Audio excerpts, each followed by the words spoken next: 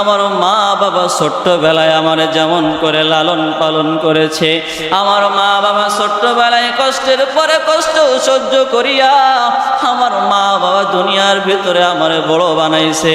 ও দয়ার মালিক, আজকে আপনি তার প্রতি রহম করুন, দয়া করুন।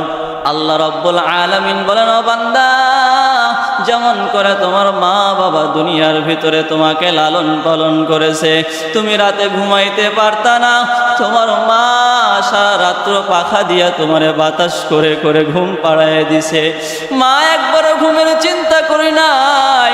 ও বান্দা, আমি মায়ের কথা বলতেছি, কারণ আজ দুনিয়ার জমিনে এমন সন্তান আছে যেই মা বাবারে আল্লাহ তাআলা এত প্রাধান্য দিয়েছে, যেই মা বাবারে আল্লাহ তাআলা দুনিয়ার ভিতরে এত মর্যাদা দিয়েছে।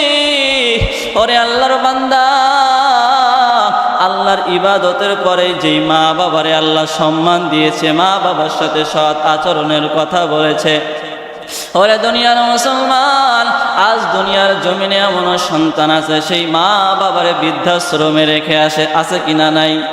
এমন সন্তান আছে রে ভাই, মা বাবা বৃদ্ধা হয়ে গেলে এই সন্তানটা মা বাবারে বৃদ্ধাশ্রমে রেখে আসে। মা বাবা অসুস্থ হইলে সন্তানটারে, ওই সন্তান কি করে? মা বাবারে ঔষধ কিনে দেয় না, মা বাবার পাশে থাকে না। ওরে দুনিয়ার মুসলমান, আল্লাহর রাসূল সাল্লাল্লাহু আলাইহি ওয়াসাল্লাম, তার তো মা বাবা ছোট্টবেলায় দুনিয়ার থেকে চলে গেছেন।